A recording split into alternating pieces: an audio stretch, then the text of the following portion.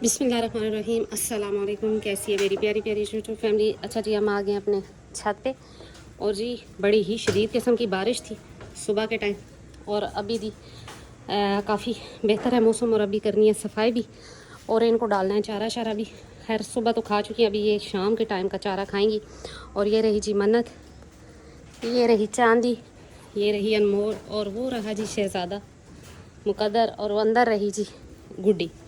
तो पानी भी इनका साफ़ भरने और करनी है सफाई भी। और ये रही जी मेरी मुर्गियाँ। अच्छा, मुर्गा जो है वो बीमार था लेकिन अब अल्लाह का करम है कि ठीक है, खाना पीना भी शुरू कर दिया, लेकिन अभी इसमें कमज़ोरी है जिसकी वजह से ये थोड़ा सा ढीला पड़ा हुआ है। खैर बुखार वगैरह इसका उतर गया। तो ये मेरे पीछे पीछे घूम रही है, पहले इनको चारा वगैरह दे रही, फिर करते हैं बात। तो जी ये खा रही हैं अपना अपना चारा, इनको चारा शारा डाल दिया और ये लड़ झगड़ के अब अपना अपना खा रही हैं। अच्छा जी, कभी कभार आपने देखा होगा कि अगर अक्सर जो वीडियोस में आते हैं जी कि बकरी के बच्चे पैदा हुए और उनके गले में सोजन थी और वो उसी टाइम एक्सपायर हो गए। तो इसकी जो वजह है वो मेन रीज़न यही है जी कि आयोडीन की कमी होती है बकरी में और आगे से बच्चों में भी वो कमी मुंतकिल हो जाती है, जिसकी वजह से वो जैसे ही पैदा होते हैं तो उनके गले सूजे हुए होते हैं और वो एक्सपायर हो जाते हैं। इसके लिए जी आपने ये करना है कि आयोडीन मिला नमक जो कि हम हांडियों में भी यूज़ करते हैं वो अपनी बकरियों को लाजमन दिया करें। अच्छा, फिर सेकंड बात ये आती है कि अक्सर बड़ी जानवरों के भी गले में सोजन हो जाती है, तो उसमें भी आपने चेक करना है कि वो सोजन किस टाइप की है। अगर तो सख्त सोजन है तो वो आयोडीन की कमी की निशानी है, और अगर नरम बिल्कुल ऐसे लगता है कि जैसे हवा भरी हुई है इस तरह की सोजन है तो फिर समझ आए जी कि जानवर को जिगर के कीड़े हैं, जिगर के मसला है। तो आपने फिर ये करना है कि सबसे पहले जी फ़ौरन से उस जानवर की डिवर्मिंग करनी है जिसके गले में नरम सी सोजन हो और जिसके गले में सख्त सोजन हो और पूरे जबड़े के नीचे हो, तो वो समझ जाएँ जी कि आयोडीन की कमी भी है। तो लिहाजा आयोडीन नमक जो है ना अपने जानवरों को लाजमन दिया करें। लेकिन एक बात भी जहन में रखनी है आपने कि जब गबन बकरी हो तो उसको नमक लाजमन दें, लेकिन जब चौथा माह शुरू हो तो उसका नमक ख़त्म कर दें, यानी नमक हटा लें उसके आगे से और उसको नमक देना बंद कर दें। वजह सिर्फ यही है कि फिर आगे जाके जी उसके जब हवाना बनता है तो फिर मसले मसाइल बन जाते हैं साड़ू के और इस तरह के कि दूध में पानी, दूध की जगह पानी आना शुरू हो जाएगा, सोजन हो जाएगी, ये चीज़ें आ जाती हैं।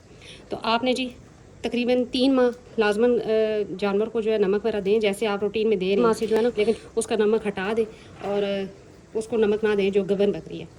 लेकिन जो खाली जानवर है उनको बेशक आप देते रहें, कोई मसला नहीं है। और साथ में आप चेक भी करना है कि आपने कि जी अगर तो सोजन जो गले के नीचे होती है वो नर्म सी है तो फिर समझ है जी कि ये जिगर के कीड़ों की वजह से है। तो ये जी अब अपना अपना खा रही हैं। और ये जो चीज़ें हैं ना, ये छोटी छोटी बातें, ये मैंने प्रैक्टिकली देखी अपनी बकरियों में, तभी मैं ये आपसे शेयर कर रही हूँ कि इसने पिछली दफ़ा जब बच्चे दिए थे 3 बकरोटियाँ थी, यानी कि 3 बकरोटियाँ हमारी ज़बान बकरोटियाँ कहते हैं, यानी कि फ़ीमेल दी।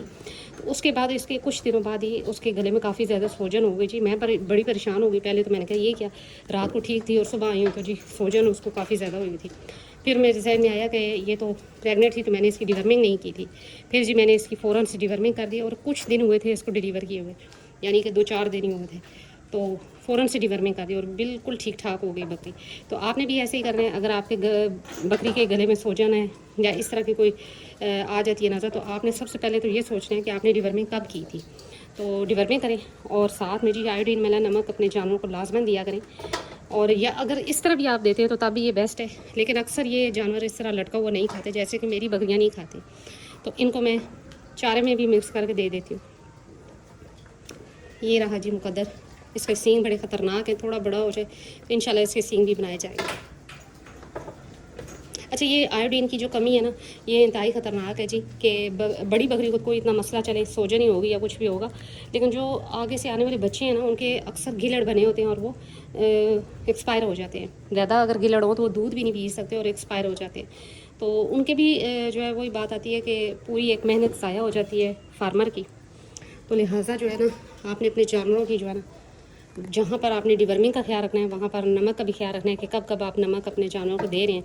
लेकिन याद रहे कि 4 माह की गबन बकरी का नमक जो है ना वो हटा लें, उसको नमक ना दें तो ज़्यादा बेहतर है। ये फिर आगे जाके मसले मसाइल पैदा करता है। यानी कि वैसे आम रूटीन में नमक इंतहाई ज़रूरी है और मुफीद है, लेकिन 4 माह की गबन बकरी को नमक ना दें। मैं नहीं देती, बाकियों का मुझे नहीं पता, लेकिन मैं नहीं देती।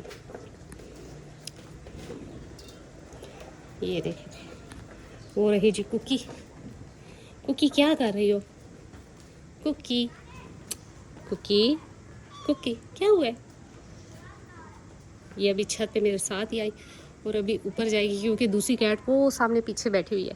तो ये दोनों जी सहेलियाँ हैं तो इकट्ठी ऊपर नीचे मेरे साथ ही आती जाती रहती हैं। पानी भी इनका भर के रख दिया।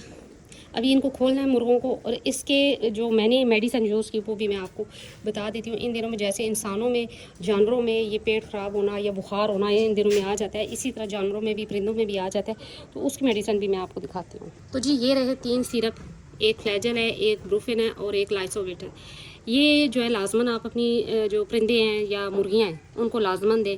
एक एक ढक्कन मैं तो शामिल कर लेती हूँ उनके पानी में। तो उससे ये है जी कि मुर्गा माशाल्लाह से बिल्कुल ठीक हो गया। ये बुखार की है, वो मोशन की है और ये जो है ये ताकत के लिए है। तो इंशाल्लाह आपकी बर्ड्स वगैरह या ये कह लें कि मुर्गियाँ जो हैं वो इंशाल्लाह आपकी भी बीमारी से रिकवर हो जाएंगी। अगर आपके जानवरों में ये बीमारी आ चुकी है मोशन की या बुखार की, तो उसके लिए ये बेस्ट ट्रीटमेंट है। लेकिन खैर अगर नहीं भी आई तो आप लाजमन ये पानी में ऐड कर दें, क्योंकि ये मौसम ऐसा है कि इसमें कभी गर्मी कभी धूप कभी क्या, तो इस वजह से ये जानवर और परिंदे भी बीमार हो जाते हैं। तो चलें पहले से ही आप एहतियात कर लेंगे। रोशनी कम हो रही थी तो मैंने सोचा कि पहले वीडियो बना लेती हूँ, फिर झाड़ू लगा दूँगी, क्योंकि बादल आ रहे थोड़े थोड़े तो फिर रोशनी कम हो जाए जी मसला बन जाता है। ये रही जी गुड्डी, गुड्डी भी बाहर आ गई। गुड्डी अभी बाहर निकलती है तो सारी भागना शुरू कर देती है, इससे डरती भी हैं क्योंकि ये मार भी बड़ा सख्त जाती है इस वजह से। ये रही अनमोल। तो जी यही थी आज मेरी छोटी सी वीडियो कि आज नमक की इफादियत पे कि जी अगर आप नमक नहीं देते तो क्या होगा, कि नमक इंतहाई ज़रूरी है जानवरों के लिए। लेकिन गबन बकरी 4 माह की जो गबन बकरी हो उसको नमक ना दें, क्योंकि उससे साड़ू का और इस तरह का खदशा होता है। बाकी ये है कि आप अपने जानवरों को नमक लाजमन दें, आयोडीन मिला नमक, तो उससे आपके जानवरों के बहुत से मसले मसाइल ख़त्म हो जाते हैं। एक तो आयोडीन मिल जाता है, दूसरा ये जो बाल झड़ने का, अक्सर जो बाल झड़ने की वजह होती है वो यही होती है नमकियात की कमी से भी। तो लिहाजा अगर आप ये अपने जानवरों की फीड में नमक रखते हैं तो इंशाल्लाह आपके जानवर इस तरह की कंडीशन में नहीं जाएंगे। तो जी यही थी आज मेरी छोटी सी वीडियो। उम्मीद करती हूँ मेरी वीडियो अच्छी लगी होगी। अगर अच्छी लगी है लाइक एंड सब्सक्राइब कर दें। मिलते हैं नेक्स्ट वीडियो में नेक्स्ट टॉपिक के साथ। तब तक के लिए बाय।